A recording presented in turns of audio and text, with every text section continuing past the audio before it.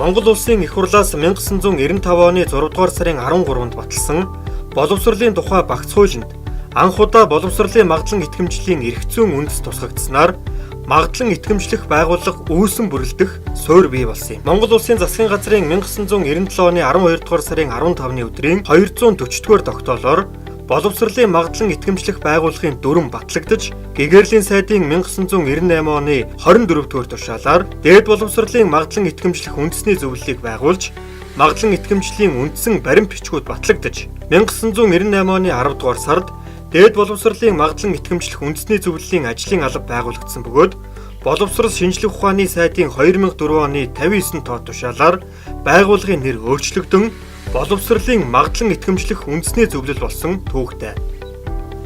Бидний алсын хараа бүс нутгийн болон олон улсын жишгт нийцсэн боловсролын чанарын баталгаажуулалтын байгууллага болно.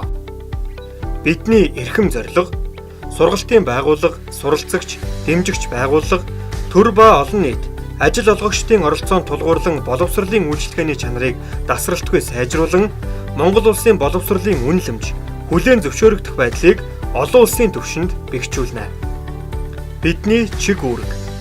Дээд боловсролын сургалтын байгууллага болон хөтөлбөрийг магадлан итгэмжлэх. Мэргэжлийн боловсрол, сургалтын байгууллага болон хөтөлбөрийг магадлан итгэмжлэх. Шинэ хөтөлбөрт урьдчилсан магадлан итгэмжлэлийг ихтэй сургуулийн ангилал тогтооход дүгнэлт гаргах, гадаадын болон дотоодын магадлан итгэмжлэлийн байгууллагыг бүртгэн үйл ажиллагааг нь зохицуулах, шинжээчдийг сонгон шалгаруулж бэлтгэх, магадлан итгэмжлэх үйл ажиллагааны талаар олон нийтийг мэдээлэлээр хангах, магадлан итгэмжлэгдсэн сургууль хөтөлбөрийг олон нийтэд сурталчлан таниулах. Боловсролын магадлан итгэмжлэх үндэсний зөвлөл нь удирдах зөвлөлийн 9 гишүүн, дээд боловсролын магадлан итгэмжлэлийн комиссийн 15 гишүүн, мэргэжлийн боловсрол, сургалтын магадлан итгэмжлэлийн комиссийн 11 гишүүн, хөтөлбөрийн магадлан итгэмжлэлийн 10 мэргэжлийн зөвлөл, ажлын албаны 20 ажилтан, 500 гаруй мэргэжсэн шинжээчтэйгээр үйл ажиллагаагаа явуулж байна. Магадлан итгэмжлэл гэж юу вэ? Магадлан итгэмжлэл гэдэг нь боловсролын магадлан итгэмжлэх үндэсний зөвлөлөөс тогтоосон шалгуур, шаардлагыг хэрхэн хангаж байгаадаа өөрийн үнэлгээ хийсэн боловсролын байгууллага,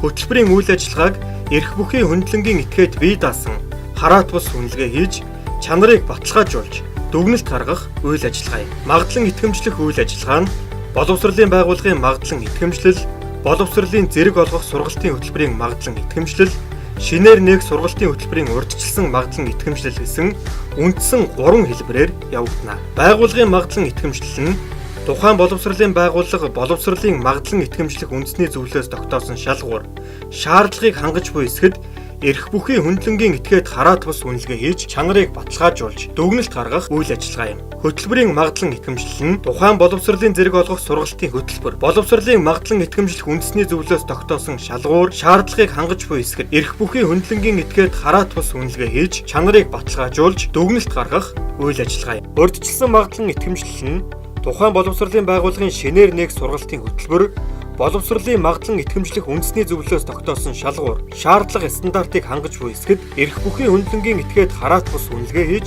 чанарыг баталгаажуулж, дүгнэлт гаргах үйл ажиллагаа юм.